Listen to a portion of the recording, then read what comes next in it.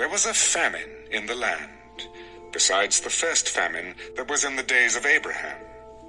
And Isaac went to Abimelech, king of the Philistines, in Gerar. Then the Lord appeared to him. Do not go down to Egypt. Live in the land of which I shall tell you. Dwell in this land, and I will be with you and bless you. For to you and your descendants I give all these lands. And I will perform the oath which I swore to Abraham your father. And I will make your descendants multiply as the stars of heaven.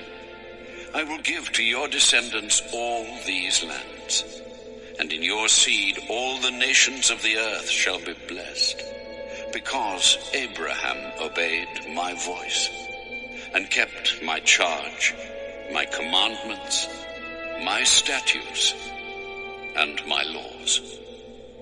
So Isaac dwelt in Gerar, and the men of the place asked about his wife, and he said, She is my sister. For he was afraid to say, She is my wife, because he thought, lest the men of the place kill me for Rebekah, because she is beautiful to behold. Now it came to pass, when he had been there a long time, that Abimelech, king of the Philistines, looked through a window, and saw, and there was Isaac, showing endearment to Rebekah his wife. Then Abimelech called Isaac and said, Quite obviously she is your wife. So how could you say, she is my sister? Because I said, lest I die on account of her. What is this you have done to us? One of the people might soon have lain with your wife, and you would have brought guilt on us. So Abimelech charged all his people,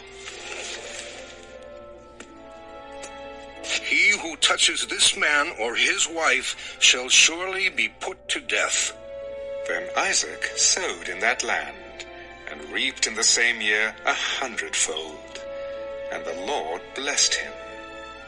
The man began to prosper, and continued prospering until he became very prosperous. For he had possessions of flocks, and possessions of herds, and a great number of servants. So the Philistines envied him.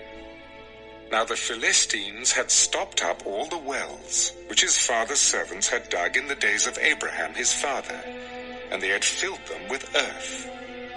And Abimelech said to Isaac, Go away from us, for you are much mightier than we. Then Isaac departed from there, and pitched his tent in the valley of Gerar, and dwelt there. And Isaac dug again the wells of water, which they had dug in the days of Abraham his father, for the Philistines had stopped them up after the death of Abraham.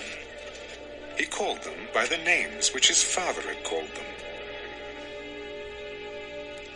Also Isaac's servants dug in the valley, and found a well of running water there. But the herdsmen of Gerar quarreled with Isaac's herdsmen.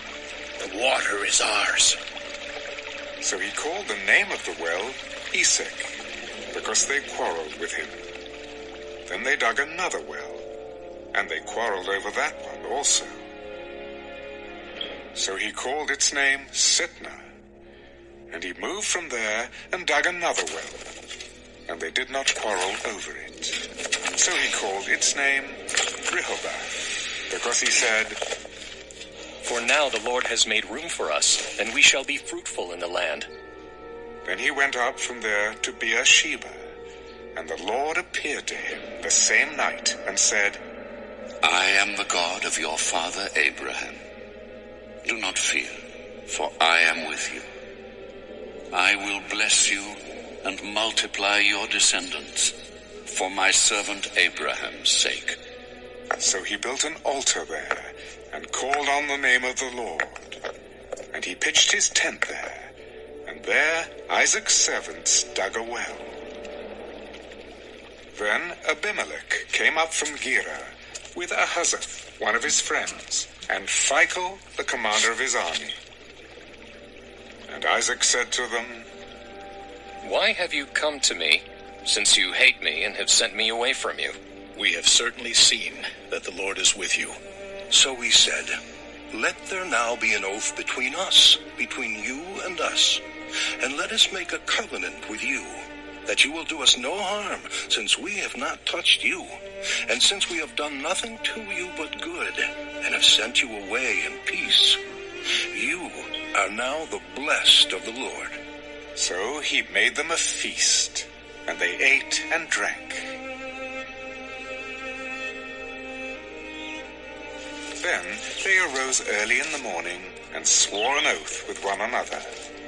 And Isaac sent them away, and they departed from him in peace. It came to pass the same day that Isaac's servants came and told him about the well which they had dug. We have found water. So he called it Sheba. Therefore the name of the city is Beersheba to this day. When Esau was 40 years old, he took as wives Judith, the daughter of Beeri the Hittite, and Basemath, the daughter of Elon the Hittite. And they were a grief of mind to Isaac and Rebekah.